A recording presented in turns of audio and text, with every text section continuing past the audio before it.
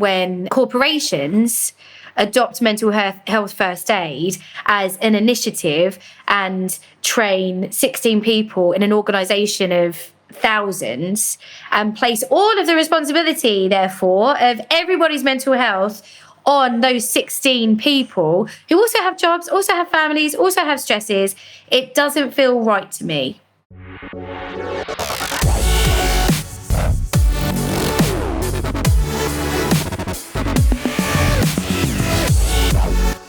Hi, I'm Dieter Wood, Managing Director of Interaction, and this is Thrivalism, our podcast focused on the art of thriving, flourishing and evolving under any conditions. In this series, we'll examine how to create flourishing businesses, cultures, careers and places. We'll explore key topics such as workplace design and build, culture and community, sustainability and of course the future of work. Join us and our guests as we explore how people and businesses can set themselves up not just to survive, but thrive.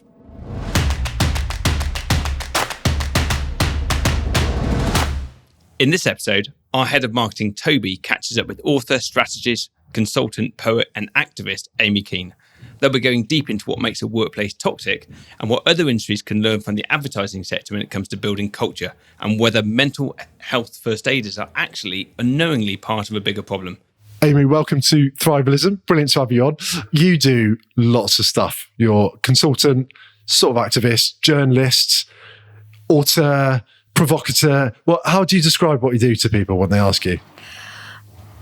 In a really kind of humble way, I call myself a moth. Right. Because I have a really short attention span. It's not clinical, but I do just have quite a short attention span. Yeah. And so I find it really hard to focus on any one profession or any one project at the same time. And so I have like 4 or 5 different jobs that I manage to multitask with, and it's totally fine. And I don't know that I'd be able to kind of exist without that kind of busyness going on. Like the portfolio career.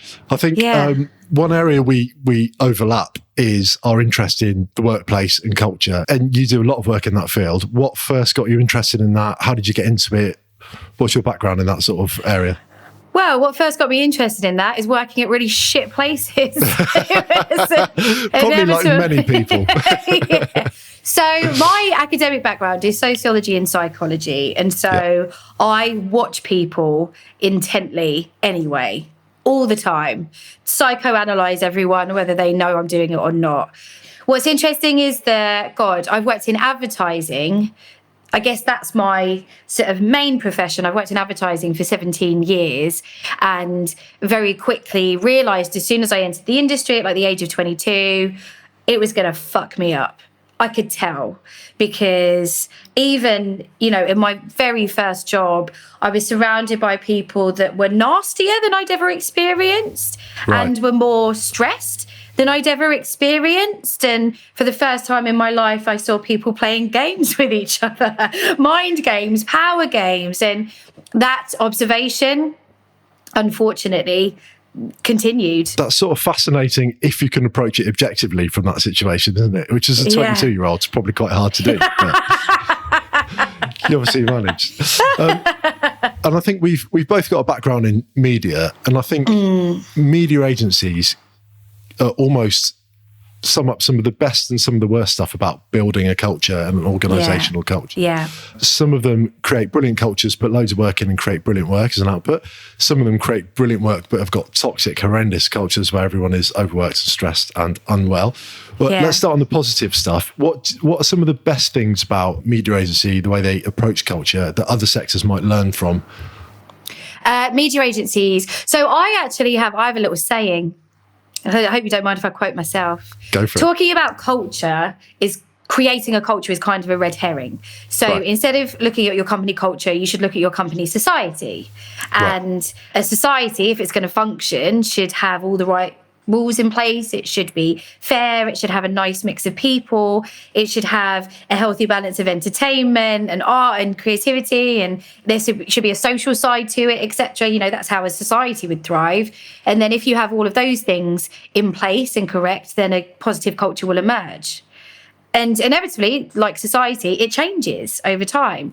And what I think media agencies are really good at, let's be honest, the work isn't the most interesting work that you can do in advertising, but they're all about the camaraderie, teamwork, collaboration, I think is more prominent in media agencies than most other companies in this sector. Yeah. And what are some of the things that they do well to sort of build that camaraderie and that teamwork and that spirit, do you think? Get pissed a lot. Yeah. Okay. That's I guess, you know, the thing about working at a media agency is that you have a lot of money. You're dealing with millions, billions for every single client every single year. And so you get taken on a lot of jollies. You are wooed quite a lot by media owners. And so that's basically why most people work at a media agency. So when you're, you know, between the ages of 20 and 30, that's bloody brilliant. Like, that is your culture. That's your life. But it comes at a price, and that price is working 12-hour days. But you do it because then you get to go to, God, I don't know, Wimbledon or Ibiza, whatever. We'll never see. So, you know, by the time people get to like 30, they're, can I swear? Yeah. They're fucked. Like, they're stressed. I mean, we might bleep it, but you can I bleep it because I want people to guess what the word was. They're run down, burnt out, you know, super stressed, probably made themselves ill. And that's when, you know, and they're getting more senior, which is when the real power games start to happen. So it all kind of goes downhill.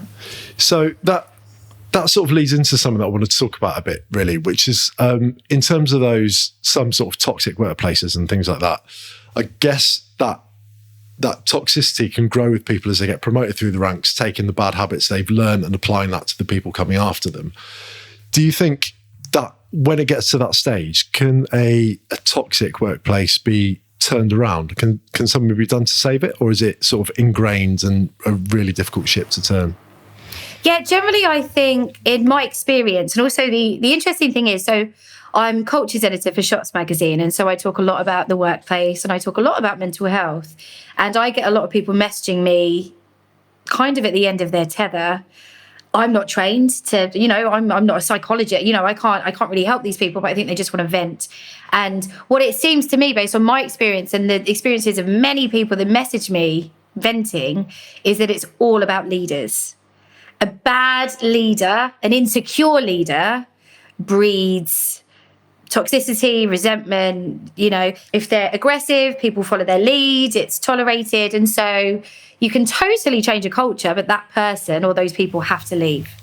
Yeah, okay. And so if someone gets parachuted into an organisation like that with a remit to change the culture, how should they behave? What are some of the things they should do to try and turn it around?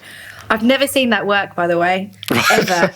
So there's but theoretically. I've seen it happen a few times. The problem with that, so actually, just to kind of sidestep to the subject of D&I, because it's slightly related. At the moment, lots of organisations are getting a D&I person in. So it's a, you know, a similar kind of thing. Come here, solve our problem, fix our pay gap, job done. So D&I stands for? Oh, diversity and inclusion. Just checking. Be funny if I said something completely different. I don't know what I could say. Everything I thought of them was rude. Just acronyms. Diversity and inclusion. So it's quite common for someone to be parachuted in to solve any, you know, all manner of problems. And what I've noticed with D&I, same with culture, often you'll get like a new MD and their, you know, task will be fix us. What has happened in D&I is the job's too hard. There's too many people that are pissed off by change, and that person will leave within 9 months. Because they just keep hit brick walls and... Yeah, it's emotionally draining. People don't fear change. They fear the loss of the status quo, or they feel the loss of their privilege. They fear the loss of their working hour, you know, like they fear the loss of their normality. And someone that comes in to change a culture or to bang the drum for D&I is a threat in that sense. And so I heard a really good, it doesn't come from me, but I repeat it a lot. I heard at an event relatively recently someone say that your D&I person should be unsackable. Right. to give them that power and that protection to forge ahead with change. Mm-hmm. And the same should apply to someone if someone's coming in to fix the mental health of your employees, or I don't know that any organisation I'm aware of has been that bold, or someone that's coming in to fix a really, really terrible culture, make them unsackable at least for 12 months. Yeah, to give them enough time to prove they're doing what they're doing. And in terms of companies trying to turn their culture around and also deal, wellness and mental health and things like that are really at the forefront of everyone's mind at the moment. There's a lot of companies putting things in place, ticking lots of boxes, seemingly making progress, but you often get the sense that many of them are just doing box ticking exercises, and what impact are they really having on culture? What are some of the signs that a company is giving that lip service rather than really engaging with those issues? Data. So when there was the spotlight on the Black Lives Matter movement, obviously it's been around for a very long time, but an increased spotlight on them last summer, there was a call for a lot of agencies to publish their diversity data, particularly related to ethnic minorities. And only one agency would. Lucky Generals. Out of hundreds of the fuckers, one agency. Lucky Generals are great as well. Only they were okay with releasing their data. Everyone else refused. But hundreds of organisations were happy to sign an open letter that was also released around that time saying, we promise we'll fix it. Yeah. Because it's far easier to sign an open letter, isn't it, to make a fictional pledge. And then who tracks what happens after that open letter? Nobody. Disappears into ether. Yeah. Oh, can I give you an example? Can I give you the best, worst example of this? Yeah. And it's so funny that no one talks about it. I swear to God, I'm the only person that So in 2016, the IPA, which is the Institute of Practitioners for Advertising, their membership base, it's a membership organisation. They have loads of agencies that are their members, hundreds. So in 2016, which was a leap year, they launched an initiative called Make the Leap. They created a microsite. There was a press release. I think it was talked about in Campaign magazine. And all of the agencies that signed up to this initiative were declaring was that they would make their gender pay gap basically minimal, almost non-existent, and they would drastically increase the amount of people of colour working at their agencies by 2020, which was the next leap year. Yeah. It's a lovely little set of... Great little manifesto. Yeah. And so they all pledged, woo, like everyone was like, oh my God, there was probably an event. And 2020 came around. And according to the IPA census, which weirdly they kind of kept under the radar, the gender pay gap had gone up. And the amount of people of colour working in the industry, particularly in senior positions, had gone down. They had 4 years. They'd signed, they'd been in a magazine, they'd given quotes, they'd signed up, they said, yes, we promise. 4 years later, none of it happened. It totally went under the radar. No one really held anyone accountable. That was in 2020. Yeah. This year, the census is released every year.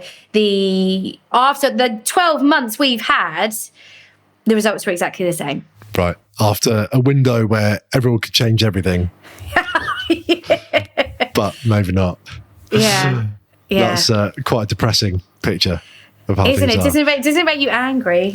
Is there, you're very involved in trying to change that. What can you and people do to affect some change in that situation? So I think if you really want change, some people don't. If you don't, say you don't, and then shut up. But if you really do want change, you have to consider yourself to be an activist. Right. And you said it right at the beginning. It's weird. People hate being called activists if they're just regular people because it has all these negative connotations. Just sounds quite irritating. You stop the traffic, you jump up and down on tube trains, destruction, arrogance. And so people don't like to think of themselves as activists, but you have to, because the definition of an activist is someone that's acting in a way that's bringing about change. So if you don't self-define in that way, then you're just getting in the way. I think. And so I have my own little side project. It's called DICE, which stands for Diversity and Inclusion at Conferences and Events.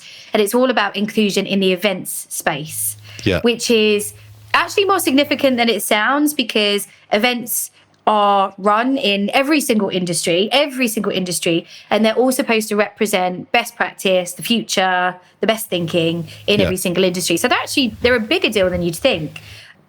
So we created this action-led diversity initiative to start holding events organisers to account. We created a charter. We have a process of certification. If an event, its lineup, its content, etc., is inclusive, i.e. they've got enough women, they've got enough people of colour, they're including disabled people, they're including people of all generations, etc., they get a DICE badge. How do you work out the ratio of inclusivity? How do you look at a content lineup and go yes or no to that? Very, very good question. We had to make it. I mean, I'm a very emotional person, but we had to make it completely unemotional, because what we didn't want to have, it's a voluntary entity. We didn't want to have any arguments about this. So it's a 10-point charter that's based on the law. So it's based on the 2010 Equality Act. The Equality Act has 9 protected characteristics: race, gender, age, disability, neurodiversity, religion, etc. Apart from social class, but we included that anyway because it's important. So the 9 protected characteristics in the Equality Act, the different ways in which it's illegal to discriminate against people. So we use that as the basis for our charter. Have you considered the disabled people in your industry? Have you asked them about the content of your etc.? So events organisers submit loads of information about their events. They need to be up for this. There's a lot of admin involved. But, I'll give you an example. So we say that no event based on national statistics should have more than 50% men. It just shouldn't. There's no reason why it should. And we're really strict on that. And that's based on national statistics. And we say in the UK, based on national statistics, no lineup should be more than 70% white. Because it shouldn't, especially if it's in a major city like London or Bristol or whatever. So we made it based on facts, based on law, because none of us have time to bloody debate this. Debate the little grey areas around stuff when it can just be done by maths. Yeah. Yeah. And do you get much pushback on that? Do people sort of express interest in it, and then when they see what they have to do, go, oh, actually, it's quite tricky to hit those criteria? Or how does it work for people? Well, there's 2 things. First of all, positive reinforcement is a lovely way to inspire change. So a lot of events organisers love the badge.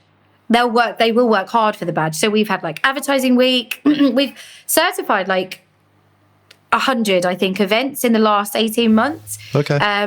And some people want to do long-term partnerships. So we certify all of their events. We just had Nudge Stock, which is the Ogilvy, massive global event. So the badge is enough, actually. Yeah. But the pushback was mostly from white men. I got a lot of hassle when we launched it. Quite a few white men called me racist and sexist. Obviously. And it's really funny. It's almost like an aroused feeling, a feeling of arousal when you get called racist and sexist by a white man. It's fucking... a lot of conflicting emotions happening at once. Yeah.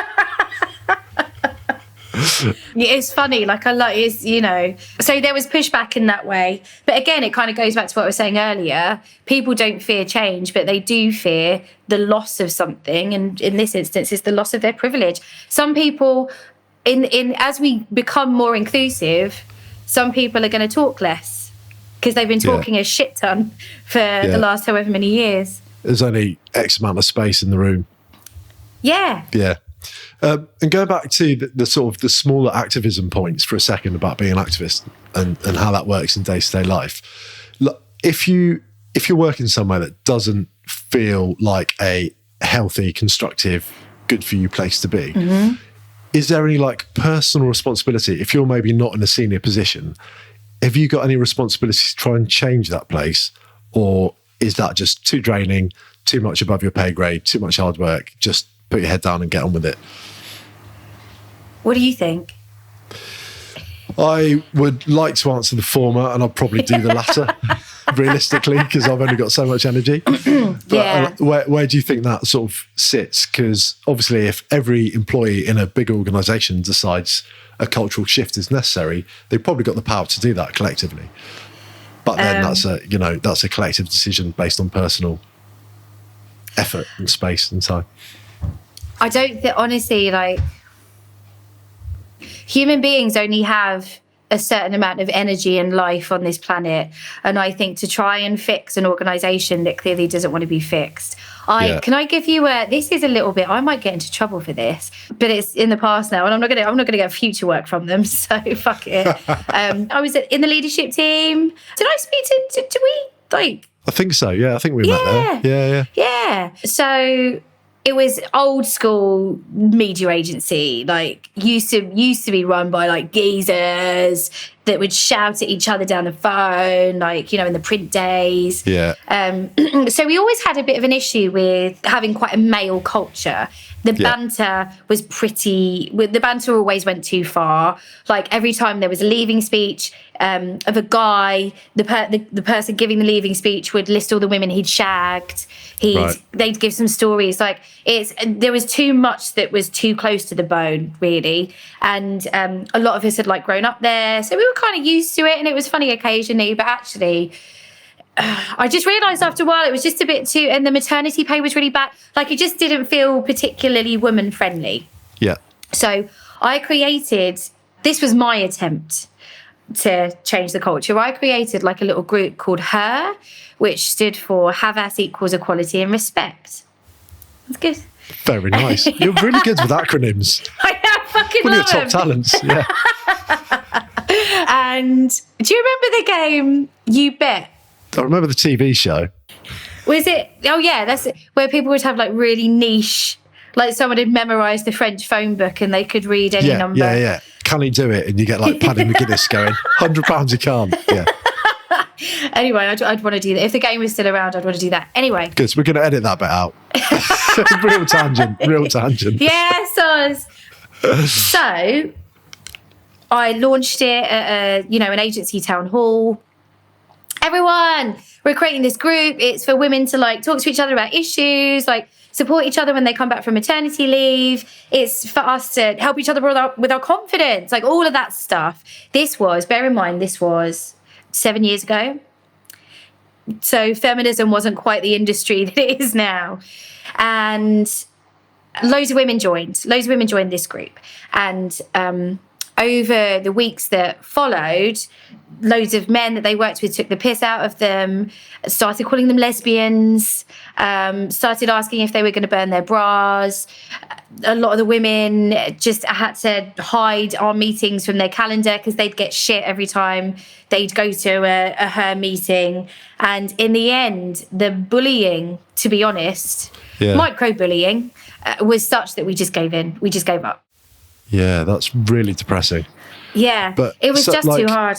Even that microbullying or whatever form that takes, constant little drains of energy and stuff can just make it not worth it, can't they? And that's how the status quo maintains. 100%. And I don't think you can underestimate the power of having been humiliated a couple of times. You just never want to put your neck out ever again. Yeah, they're really damaging. Yeah. So how did you come back from that? Because that doesn't sound like a crushing defeat, but it sounds like you put a lot of energy in something, didn't really get anywhere because of the structure around it. That must have been quite a blow and a step. Like, how did you pick yourself up and move on to the next thing after that? Well, I left. I didn't leave. I didn't leave because of that, but there's various signals that it's time to move on from an organisation. I use it all as fodder. You kind of learn this over time, I think. Everything, all of this stuff. Then I worked at Mindshare in Asia, across Asia Pacific. I was head of strategy for APAC for a few years. And I learned a lot of stuff there about expat toxic culture. And at the time it was pretty grim, but now it's all stuff that I've learned. And so I can pass those learnings on to other people. And it's if you look at it from the perspective of, I've got something from this because it's yet another dynamic that I've observed. Yeah. Then it's okay, I think. With your sociologist hat on. Exactly. Exactly. Yeah. And what are some of those? So, having worked in a few quite toxic workplaces, I think now obviously the jobs market has really changed. People will be looking further afield for jobs. Quite hard to get an understanding of the culture of a place until you're in there and it's too late. What are some red flags or things people can look for at early stages to go, actually, I'm better off staying out of that fire, not taking that job? Yeah, I would try and watch out for the cult of personality. I've seen this a few times, particularly if you go to work for a startup, and there's lots of companies that describe themselves as startups these days. If it seems like the founder has far too significant and overwhelming a personality, even though they're very charming in their interview, I would run a fucking mile. I would run a mile. We saw it. I've encountered it a couple of times. And obviously we've seen it with Brewdog. Like Brewdog, perfect example of the cult of personality. Yeah. Can we just recap quickly? Because I could give a take, but you'll give a much better take on what they've just done. You do it. No, I'm not being interviewed. So just recap quickly, because it's been so much fun to watch Brewdog from an objective perspective. Just give us a quick recap of what happened and also maybe what they should do now. So a few weeks ago, some former Brewdog employees who called themselves Punks with Purpose released an open letter. I think there was like 40-something former employees and then loads more signed. It was an open letter saying, you operate, dear Brewdog, particularly James Watt, one of the founders of Brewdog, what the hell? You have your fast-paced culture has ruined lives. You operate in a culture of fear. You lie all the time. Brewdog are known for their stunts. Apparently, a lot of their stunts were just complete fiction. And you don't give a shit about your people. We think you should. So here's our open letter. We want you to change Brewdog for the benefit of your staff. The response from Brewdog was terrible. Did you see it? Like the first response they said, first of all, the founders forced all of their employees they gave them like an hour to sign a response that they crafted, or their people team had crafted. And you know what the worst thing was? That it was like, Dear Punks with Purpose. Wow. It's awful. Don't. They basically refused it for ages. They said, they released a number of statements. Which came across as really passive aggressive, didn't they? Really gaslighting and like, you might have felt that, but that isn't how it was. Yeah. Absolutely. They described their culture as one of, relentless growth. That's not for everyone, etc. But now they kept releasing these statements and people kept replying, like the social mob kept replying and saying, no, not good enough, no. There's an interesting thing. This is a relevant side note. There's an amazing book called Conflicted by Ian Leslie, where he talks about the power of constructive debate and how we've all forgotten how to argue. And in that book, he talks about the best apologies, the best public apologies. And a really good apology is where there's been an exchange of power between the perpetrator and the victim. And a good public apology needs to demonstrate that it wasn't easy for the person making that apology. It needs to be evident that that was a hard thing for them to do. No one at Brewdog that released an apology. I don't know. His email must have taken a good 20 minutes out of his day to type. He's got some skin in the game. And he was probably fuming. Yeah. So now what they've done is that their final statement, he detailed all the steps that they're going to take, which sounded wishy-washy at best. I've seen all this stuff happen. They're going to conduct an anonymous survey of staff to check in on their well-being, to ask them how they think the company's run. You should be doing that anyway. Jesus Christ. That's basic. They're gonna get an independent consultant. I mean, I wouldn't always recommend that sort of thing. No, I wouldn't want to fucking, no. And a variety of different other things, I don't know, to give people counselling or whatever. But I think what they should do is James Watt, the problem should leave. He's a millionaire. He's a fucking millionaire. Get out. Go. Yeah. Well, you just mentioned then the stuff they should be doing all the time anyway, constantly. Yeah. That's probably a really useful thing to talk about. What is some absolute no-brainer stuff that companies should be doing consistently that they just forget to do or falls between the gaps? So, yeah, I mean, anonymous surveys are a small thing. And there's two kind of elements to that. First of all, do them. Second of all, really, really, really, really listen to them. I think in my experience, this is, it's the same in most different areas where data is used, is data is collected and then it's not, So I think it all comes, I love it when stuff is unemotional, like I really do. So if you collect data, use the data and try not to have too many conversations around it. Right. What's some useful sort of data to collect? What sort of things should you be looking at? So the genuine work hours that people are working, when they start, when they finish every day. I think also stuff like, in our industry, clients can be quite abusive. So to collect data on turnaround times, deadline times, like all that kind of really basic stuff, so you can get a very quick indicator on how your staff are being worked. That's good. And then obviously, all the stuff about, this is, every leader should be responsible for this, but your pay gap data and your, all the data about how the minorities in your organisation feel is also very important. I know a lot of organisations do have little groups. What's quite interesting is a lot of organisations now, possibly as a knee-jerk reaction, have created an LGBTQ plus group, a women's group, a group for people of colour, etc. What I've been told by some organisations is that now all of those groups are kind of in competition for the most attention, which is obviously, you should be getting everyone to work together. You can't keep segregating people and siloing them. Yeah.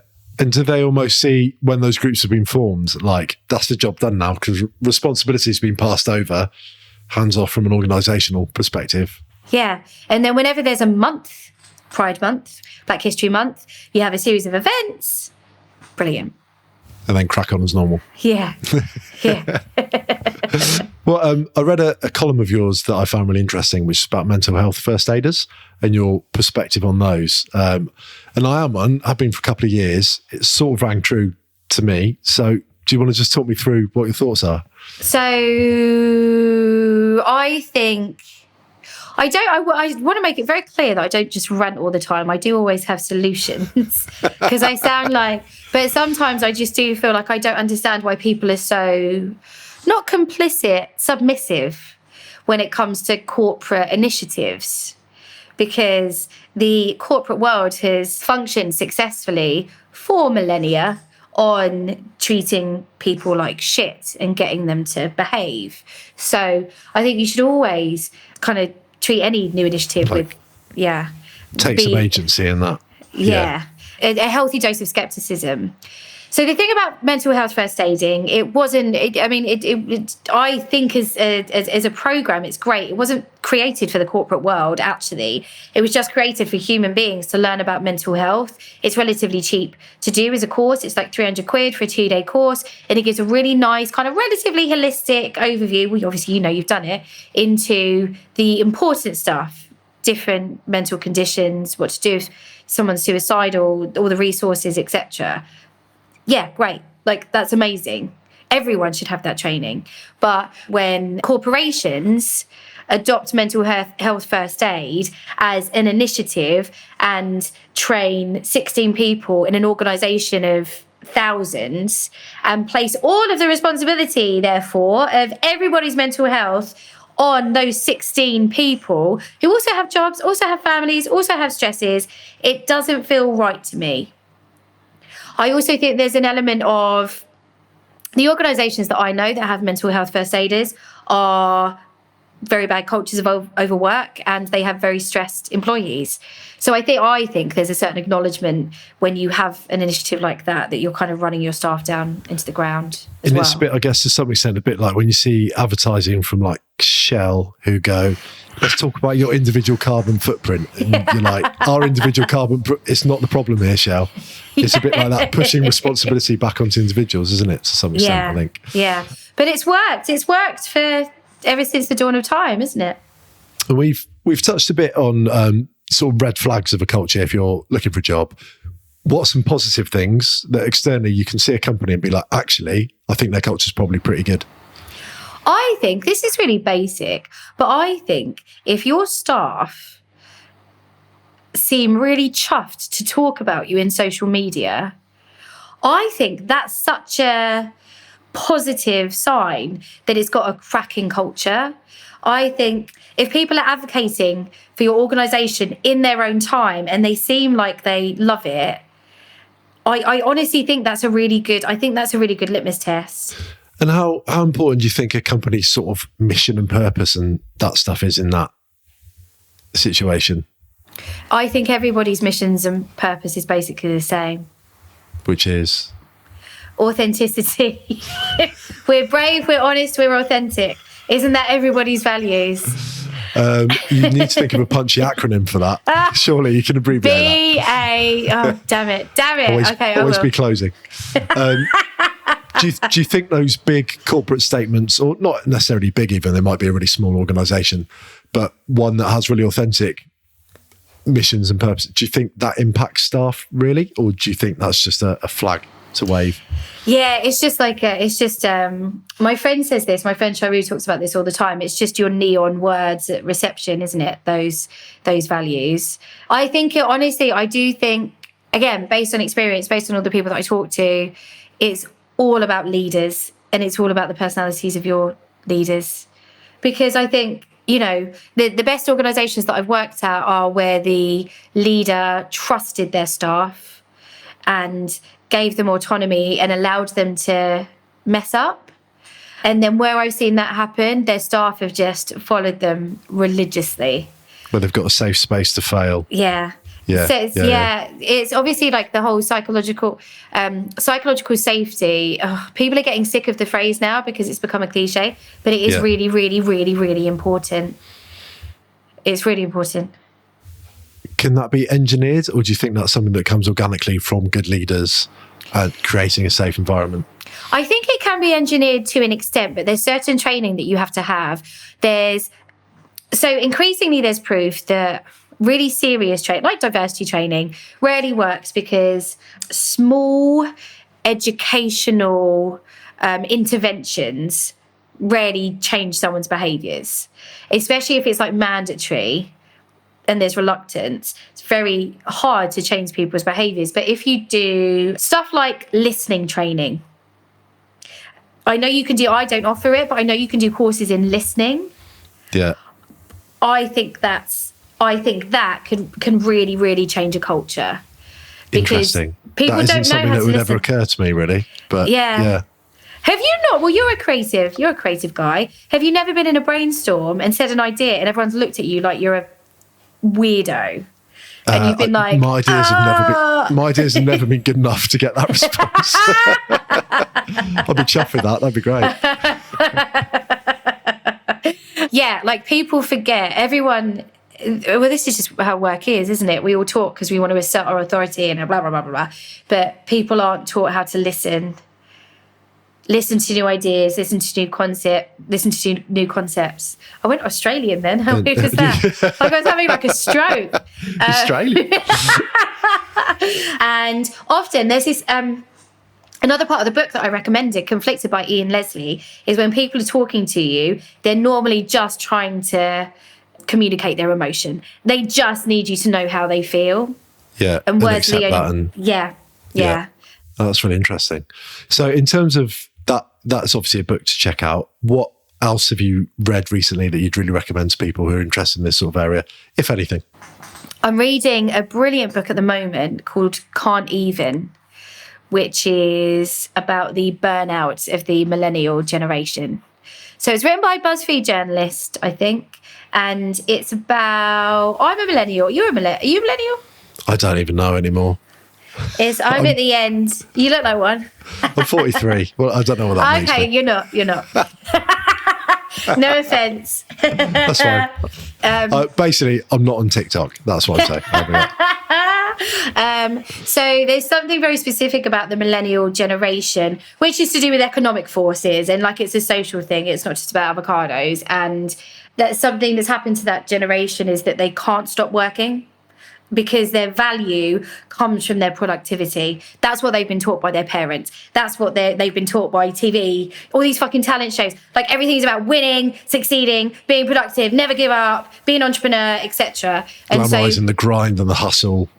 100%. And so what that's led to is like a whole generation that's just so tired. Just need a nap. Millennials just need a nap. Yeah. It's a brilliant book because you Sounds learn good, about... yeah. Even just to understand, so there's a whole section on boomers in the book and everything that happened to, so they were once called radical, and like yuppies were the hipsters of their day. Like it's just basically every generation does the same things, but the economic context affects them as well. That sounds amazing. Anything else to check out? So I have, this is a millennial thing, because I always have to, even when I'm reading, I need it to feel like a chore. Right.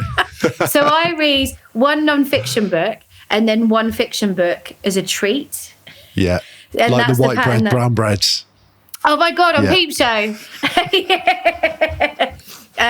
So I'm always reading non-fiction books. The one that I read before this is called Invisible to Invaluable, Unleashing the Power of Midlife Women. And particularly in the advertising industry, ageism is rife. Ageism combined with sexism can be pretty potent. And this book is about how we need to listen to older women more. It made me really angry, but it's a really important book, I think. Okay, cool. We'll pop those in the show notes and stuff so people can have a purchase. Talking of that, we're sort of getting on for time. Where can people find more of you? Where can they get involved more with your work? Where would you like them to go and have a look? You want my address? Just give us your postcode and we'll work the rest out. So I've just launched my new website, which is sixthingsimpossible.com. Right. And that's and my main... What will people find on there? There's an age gate. It's not. It's all about the stuff that I do. Like, it's all about the work that I offer, like brands and organizations. And I mostly say that what I do is like experimentation, whether it's cultural experimentation or brand experimentation or creative experimentation. So that's what they'll find. They can contact me through there. Amazing. Cool. And final quick question. I saw you had some quite strong opinions on what the best days of the week to work from home are. What are they? I don't have opinions because what I used to do, because I used to work 4 days a week, and I used to work I had my 5th day for writing, and I always used to take Friday off, and that's the worst day because I'd get really drunk on Thursday night with everybody else, like all my colleagues, and then Friday would be a write-off. So my only advice is never work from home on a Friday. There we go. Hybrid working models, and obviously companies working flexibly, working from home. There's been a lot of conversations about a dual culture appearing in companies where you get the people who work mainly from the office and the people who work mainly from home, and they end up on different sort of slipstreams of career progression and things like that just through immediacy. I haven't really heard anyone who's been able to nail an approach to that to really get to grips with that issue yet. What are your thoughts around how that's going to develop? Well, I'm not going to nail the approach. That's why I didn't ask you to. I think it's really simple to me. I think it's going to be an age divide. I think at different life stages, you look for different things in the place that you work. Like, you'll have felt the same. When I was in my 20s and early 30s, I wanted to be in the office because I wanted the social life. I wanted that camaraderie in media agencies. I wanted to go out after work. That's what happens when you're at the beginning of your career. And then the people that are raving about working from home are probably established. They have kids, they have bigger houses. It's just a life stage thing. Yeah. How can businesses approach that to try and level, or do they need to try and level? No, I don't think they need to. I think let it happen. It's with this kind of stuff, you can over theorize and overthink it. Everyone that I know that's desperate to go back to the office is young. Gah. Millennials. That's brilliant. It's been absolutely lovely talking to you. It's been a roller coaster. It's been brilliant. I've enjoyed every moment. And there's loads of interesting stuff that we've talked about. So thank you very much for coming on. That'll be it. What was your website again? What's the actual web address? 6thingsimpossible.com. 6thingsimpossible.com. Amy Kean, thank you very much. Thank you.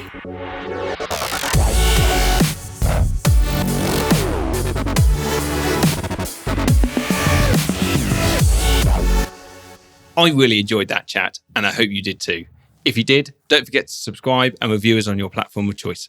See you next time.